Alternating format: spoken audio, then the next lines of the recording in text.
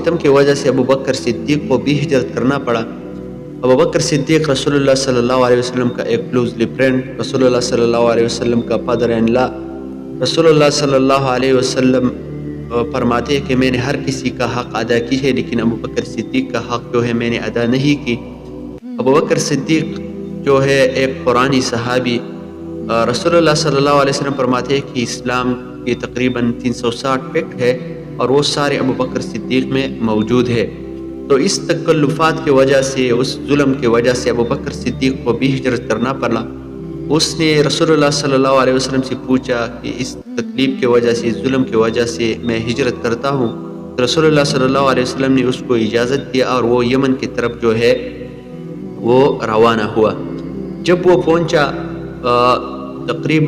جب وہ پہنچا برقلقیمہ علاقے میں، جب وہ پہنچا تو ادھر اس کا ایک دوست ملا اور اس نے کہا کہ ابن دغینہ اس کا نام تھا۔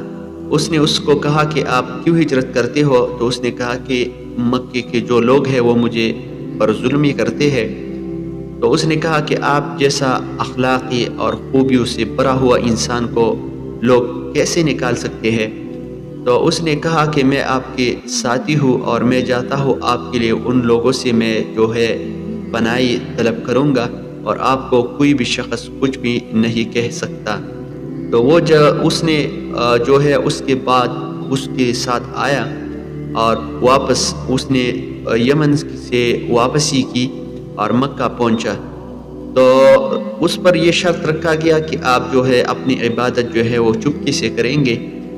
تو ابو بکر صدیق نے اس شرط کو نہیں مانا، وہ بالکل کلی طریقے سے اپنا عبادت کرتا تھا۔ تو جو ہے ابن دغینہ ان لوگوں نے واپس طلب کی، اس نے جو ہے اپنا جو امن اس کو اس نے دیا تھا وہ اس نے جو ہے واپس لے لی۔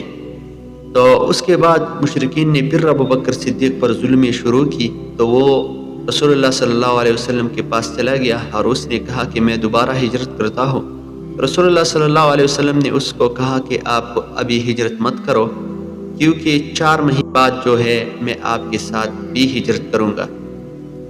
عائشہ صدیقہ رضی اللہ عنہ فرماتے ہیں کہ میں نے کبھی کسی شخص کو خوشی کی وجہ سے رونے میں نہیں دیکھا تھا، اور اس ابو بکر صدیق کو خوشی کی وجہ سے وہ رو پڑا اور بہت زیادہ خوش ہوا کہ رسول اللہ صلی اللہ علیہ وسلم کو بھی ہجرت کا جو ہے اجازت مل گیا۔